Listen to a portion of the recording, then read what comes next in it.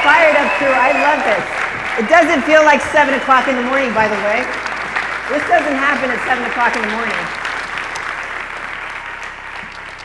Thank you so much. Thank you so much to all you guys for being here today. Thank you so much to Chad, Chris, Valentino.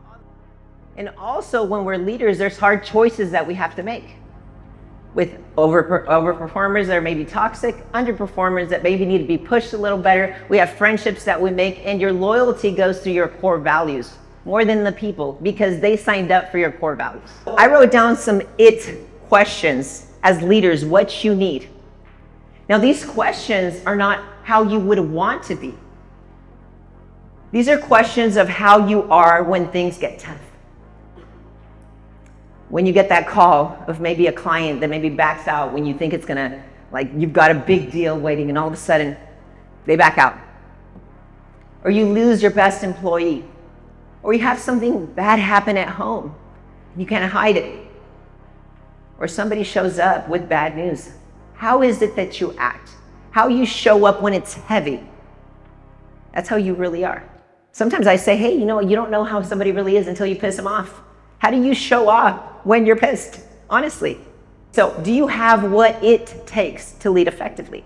So I took it another notch. What is it and how can I lead effectively when it happens? Because as a leader, you have a big responsibility. You have a lot of eyeballs on you. So number one, when pressure hits, what version of you shows up first? The leader or the bottleneck? Now, what does that mean? Well, leaders, they lean forward when pressure hits. Bottlenecks, they retreat. It's different, Leaders create clarity. They explain things. They don't hide things when things go wrong. When bad news happens, leaders, I believe in transparency. If you say something and give your team the news instead of them hearing it from somebody else, what happens? Broken telephone, stress. All of these things happen. It needs to come from you. You need to be direct and honest, and because you're going to make them think in a way that's positive. And that's why you have to do that. So what happens? Do you become that bottleneck? Do you retract when something wrong comes your way? Or do you lean into that pressure? A real leader leans into that pressure. Number two, who pays the price when you're unclear, unavailable, or emotionally off? We all have bad days. If you're a woman, we have a lot of different personalities. You know what I'm talking about. Especially if you're Latina. Happens. Hey, we know. So it makes us special. We're very passionate, right? So who pays the price when you have an off day? If you say no one, you don't have it. You should think everybody pays the price on how you show up that day. As a leader, it's your responsibility to be on your A game all of the time because it affects everybody around you. Okay? Number three, what hard conversation are you delaying right now? And what's it costing your people? Today, I'm going to challenge you. I'm going to challenge you with some conversations that you need to have. As an employee, you think, hey, I don't want to walk on eggshells when people are around me. And your people, you don't want your people to walk on eggshells either. You want them to be in an environment, and you've created this at Vinanta. You have that environment where people feel safe. But how do you show up as a leader? What's it costing you right now by keeping your mouth shut when thing happens? It's resentment. It's a lot of different things. Think about your relationships even at home. If you're married, if you have a girlfriend or a boyfriend or husband, what happens when you avoid a conversation with one of them? Resentment. It's called death by 1,000 paper cuts. Things do not get resolved. People get lost in business by heartbreak most of the time. A misunderstanding, a misconversation, you just go and you ignore it, or you're like, I'll take care of it later, have more important things to deal with. And these people have false ideas in their head about who you are and how you lead it and how you care just because you avoided a conversation. It's a very sad thing, but that's it. Most people get upset because of heartbreak, because they're misunderstood. It happens all the time. So you have to be a truth teller, and you have to face these uncomfortable conversations because they'll understand if you do it. And also you have to earn the right to be direct with your team. You have to have that heart that goes along with it. Because if you're direct and you don't have the heart, you're just an asshole or you're just a bitch. It's just the truth. You have to care, okay? So it's very important for you to do that. Okay, so if something breaks on your team, do you instinctively fix it or face it? Fixing? I'm gonna tell you, fixing is ego. But sometimes we feel valuable by fixing everything. You're going to have to face it. And facing might be including your team in the fix, and that's how you help them grow. The whole goal is to create more leaders within your organization and people that care about the business just like you do. And if you're constantly fixing things, you're burning all your matches and you're not giving the best to your team. And sometimes we expect people to do things on their own. Sometimes you just have to tell them and lead them in that way, and they'll happily do it. Number 5, if your team copied your emotional discipline exactly, would they be stronger or unstable? Now remember, this is not how you wish you were. This is how you are when things are difficult. I'm reminding you. On a bad day, okay? If they were to copy you,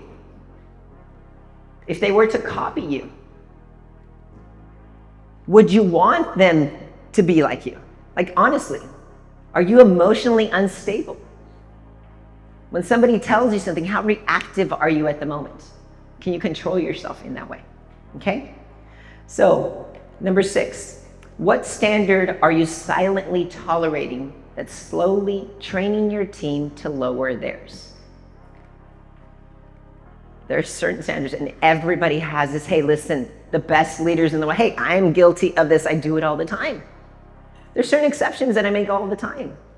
And I slowly look the other way because it's easy and because I'm busy and because all these things are happening that I lower the standard. But what happens? They pay attention to that, and then they do the same thing. Then all of a sudden you let it go, and then all of a sudden you realize, you're 10 exceptions deep, and then it's 100 really fast, and your standard just dropped.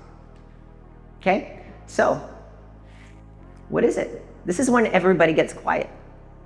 No one wants to admit that they lower the standard, but as leaders, we all do that. It's the truth, okay? Now, number 7, do your people bring your problems to you early, or do they wait until they're already on fire? What does that mean? Early or on fire? What happens? Laura brings me a problem. Oh, I have this client, they're upset because of this. Laura, what happened? What did you tell them? I can't believe, you call the client, hey, I'm so sorry about Laura.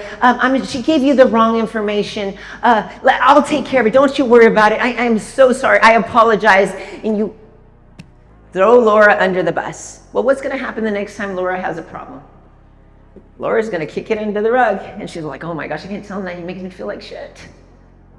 You're going to have to defend Laura. You're going to have to train Laura and how to do it right the next time, but that you never do that with your clients, ever.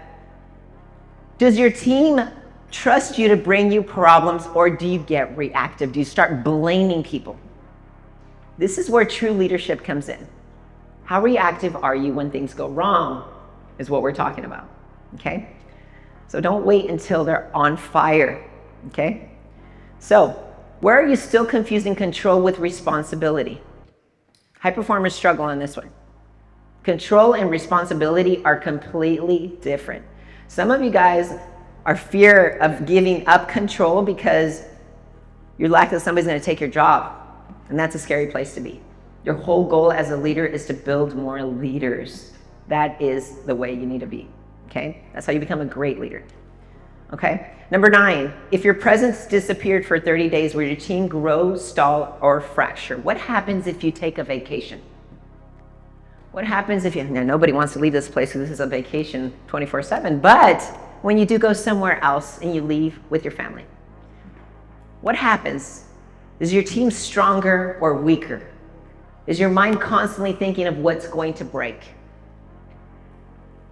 Leaders don't build dependence. That's the difference. It builds leaders. Do you have it? Okay?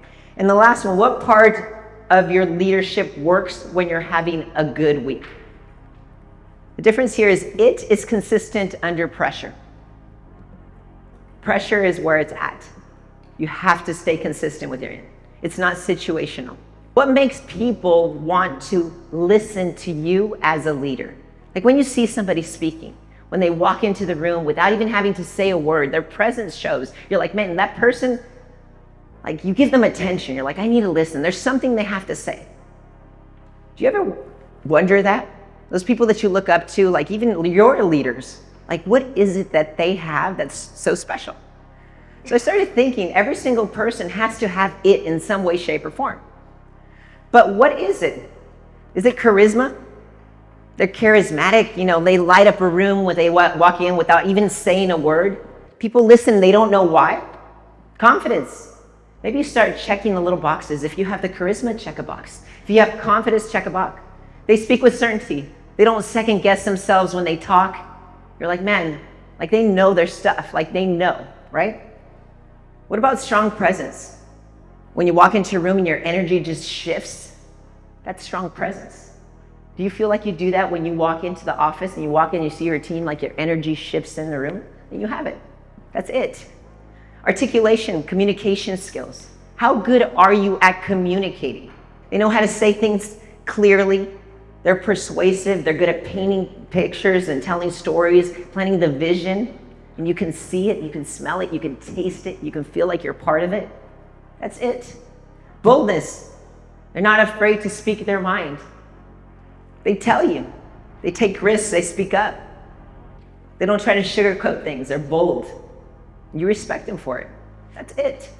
They give you leadership vibes. What is that? Other people naturally follow. You don't have to say much, they just naturally follow them. They have leadership vibes. It's good. What about attractiveness? How they take care of themselves. They walk in, they probably smell good. Their hair is probably fixed. They have a good smile. Attractiveness. They're well put together. They stand out in front of the crowd. Do you have that? Leaders have that. Success signals. You can smell they're successful. They've made maybe some money in life, or that they have something that's even more valuable than money. They look successful. They look content. They look happy. They're chasing. They're not full, but that they have success because they have that mindset. Okay? How about social ease?